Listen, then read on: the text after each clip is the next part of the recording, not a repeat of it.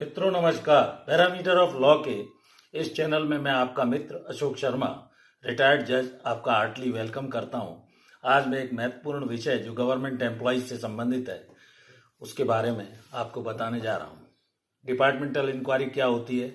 कभी कभी criminal cases भी डिपार्टमेंट, जो भी व्यक्ति मिसकॉन्डक्ट करता है या उनको ऐसा लगता है कि वो सिविल सर्विसेज कंडक्ट रूल्स के तहत उसने कोई गलती की है तो लॉन्च करा दी जाती है एफआईआर वगैरह उसके विरुद्ध पुलिस थाने में।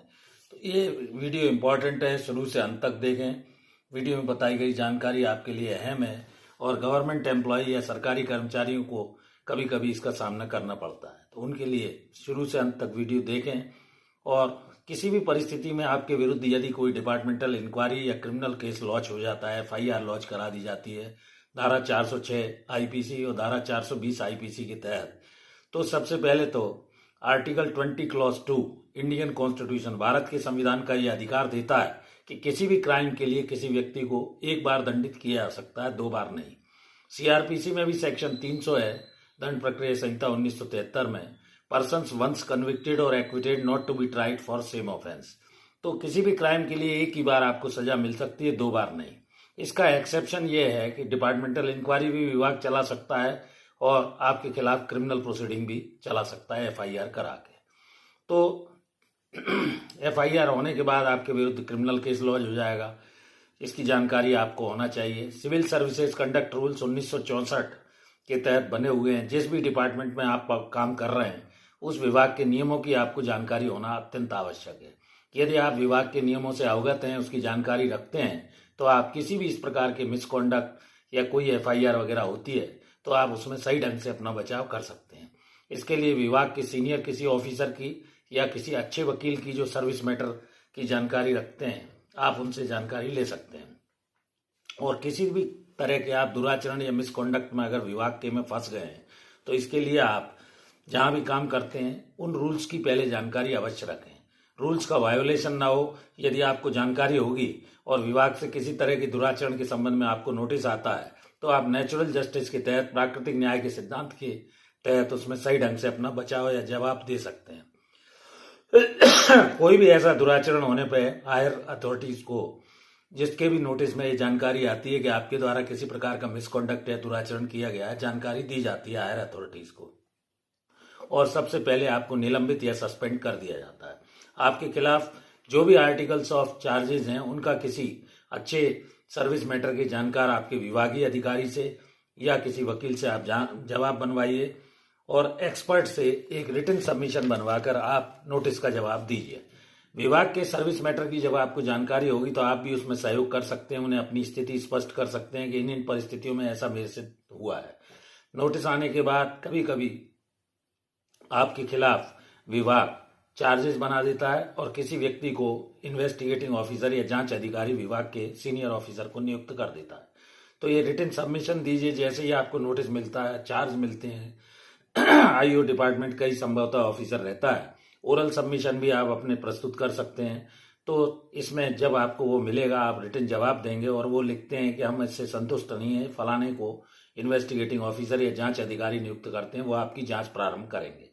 तो सबसे पहले विभाग के जो भी व्यक्ति प्रोसिक्यूशन या अभियोजन के साक्षी हैं वो आपके खिलाफ जो भी चार्जेस या मिसकॉन्डक्ट के आरोप लगाए गए हैं उन्हें जांच अधिकारी के समक्ष प्रमाणित करेगा। आपको जिरह का अवसर भी मिलेगा, सुनवाई का मौका रहेगा, आप अपनी डिफेंस या बचाव के रूप में बाद में अपना बचाव भी दे सकते हैं। तो लिखित में आप चलिए और दोनों तरफ के जब बयान हो जाएंगे, प्रोसिक्यूशन मस्ट प्रूव इस case beyond all reasonable doubt, जैसा क्रिमिनल केस में होता है वैसे इसमें सिद्धांत एकदम लागू नहीं है। ये विभागीय जांच है और विभागीय जांच में आप रिटन सबमिशन दे सकते हैं। तो इन्वेस्टिगेटिंग ऑफिसर प्रोसिक्यूशन की भी एविडेंस लेगा, आपको बचाव का मौका देगा। उसके बाद वो अपनी दोनों के कथनों का मूल्यांकन करते हुए जांच अधिकारी जांच निष्कर्ष लिखेगा, जिसे आईओ रिपोर्ट कहा जाता है। वो हायर अथॉरिटीज को इस रिपोर्ट को सबमिट कर देगा। जो भी आपके खिलाफ चार्जेस थे उसने प्रमाणित पाया, नहीं पाया, अंशतः पाया या पूर्ण पाया, जैसा भी रिपोर्ट में होगा। रिपोर्ट काफी बड़ी हो सकती है, उसकी कॉपी आपको दी जाएगी, सुनवाई का अवसर दिया जाएगा। सेकंड शो कॉज नोटिस भी किन किन हालात में दिया जाता है, कॉम्पिटेंट अथॉरिटी के पास वो एक्शन लेने के लिए भेज देंगे। कॉम्पिटेंट अथॉरिटी आपको फिर नोटिस देगा, सुनेगा, दोषी होने पर आपको सजा दे सकता है। वो सजा टर्मिनेशन हो सकती है, स्थिति में कोई ज़्यादा गंभीर हुआ है, डिसमिसल भी हो सकती है, फाइन हो सकती है, सेंश्योर हो सकती है, चेतावनी हो सकती है। तो हायर अथॉरिटीज के समक्ष जब आप इस किसी सजा से असंतुष्ट हैं तो आप 45 दिन के अंदर सामान्यतः अपील कर सकते हैं प्रायः। और वो अगर आपकी अपील को एडमिट कर लेते हैं, जो वरिष्ठ अधिकारी जिनके समक्ष विभागीय आपने अपील की है, उसमें भी आप रिटन सबमिशन दीजिए। हाईकोर्ट की कुछ रूलिंग है जो आपके हाईकोर्ट्स की हों, सर्विस मैटर के संबंध में आपके मामले में लगती हैं। सुप्रीम कोर्ट की कुछ अच्छी रूलिंग है, वकील से निकलवा लें या वकील से जवाब बनवा लें।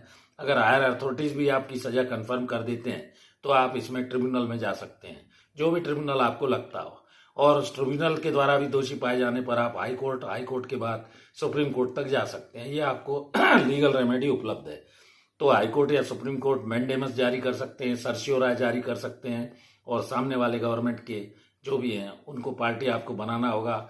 और कभी कभी क्या होता है, कुछ परिस्थितियों में डिपार्टमेंटल इंक्वायरी के साथ साथ आपके खिलाफ एफआईआर भी इनिशिएट कर दी जाती है।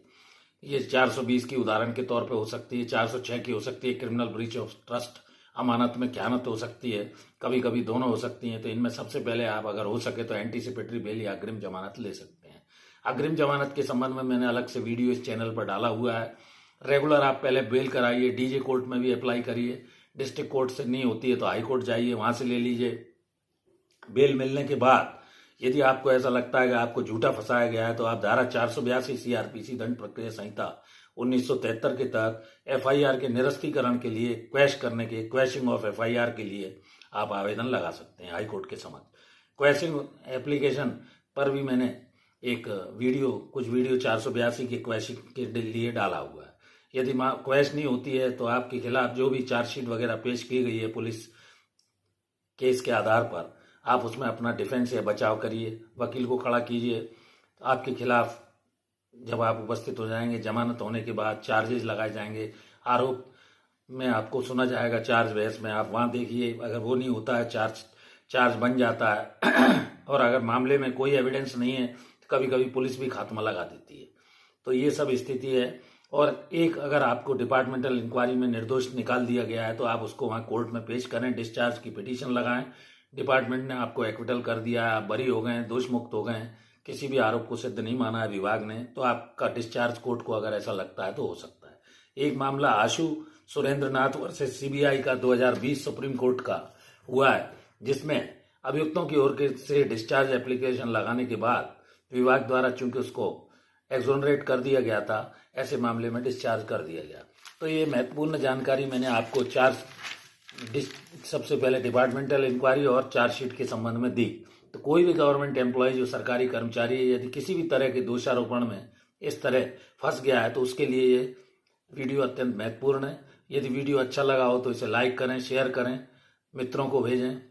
एक और अनुरोध है कि मेरी वाइफ का एक चैनल अर्चनाज आरटी हब के नाम से यूट्यूब पर उपलब्ध है, आप उसे भी सब्सक्राइब कर सकते हैं। इस वीडियो में यहीं तक। Thank you for watching this video. नमस्कार मित्रों।